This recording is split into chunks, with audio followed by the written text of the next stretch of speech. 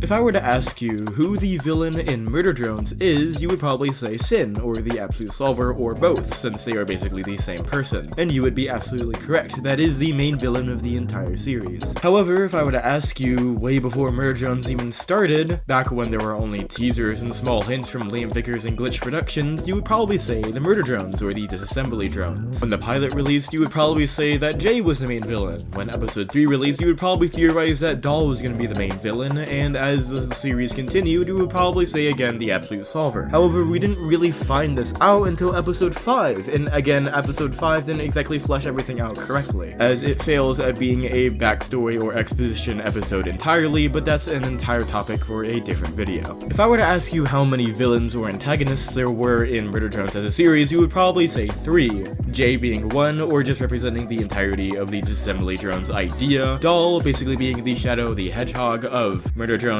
mirroring Uzi, and the Absolute Solver, who is the overarching villain of the entire story. Now, there's nothing wrong with a series having 3 villains. I mean, they don't even have to work together. I know of plenty of stories that have 3 different villains, all with different agendas, but for one reason or another, hate the main character, and whether this causes them to unite or not, they still are attacking or trying to hurt the main character or the main character's friends. However, Murder Drones isn't as simple, or at least doesn't have as much of a simple concept as of what I've just explained.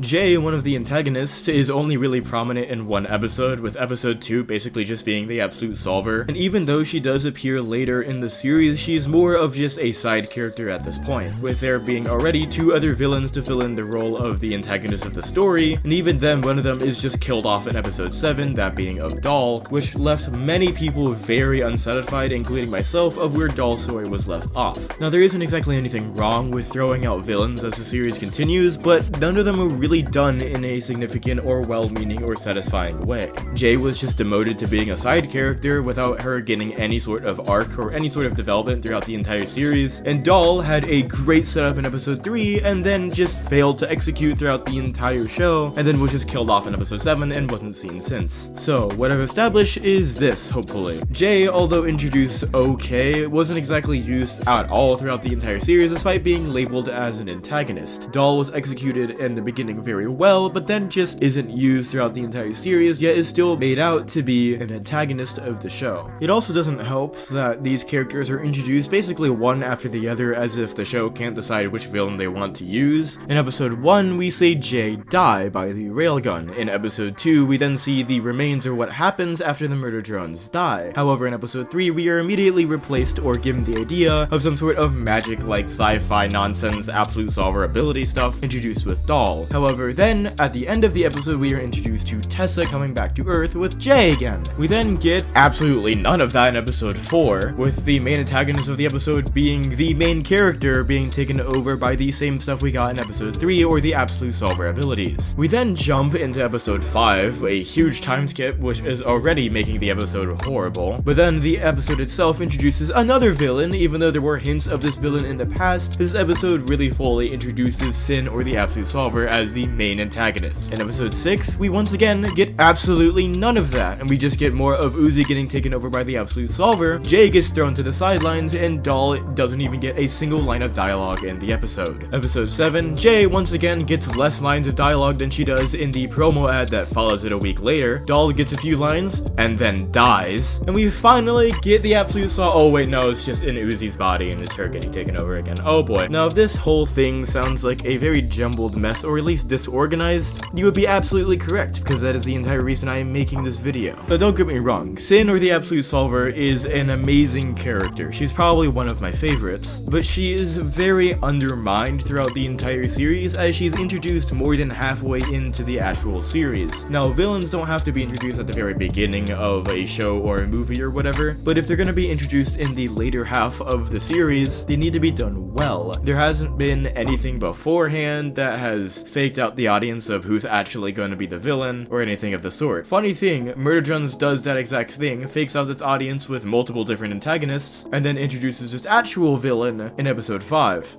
and we all hate episode 5. Now before you say anything like, oh, the characters will be more fleshed out in season 2, or, oh yeah, Liam Vickers said that, oh, there's more to the world, and he's probably just leaving things away for spin-off series and stuff like that. Oh, that was a lie. I watched one stupid theory video by Cartoon Universe, it was this one frame, and blah blah blah, there's definitely gonna be a season 2 because of this.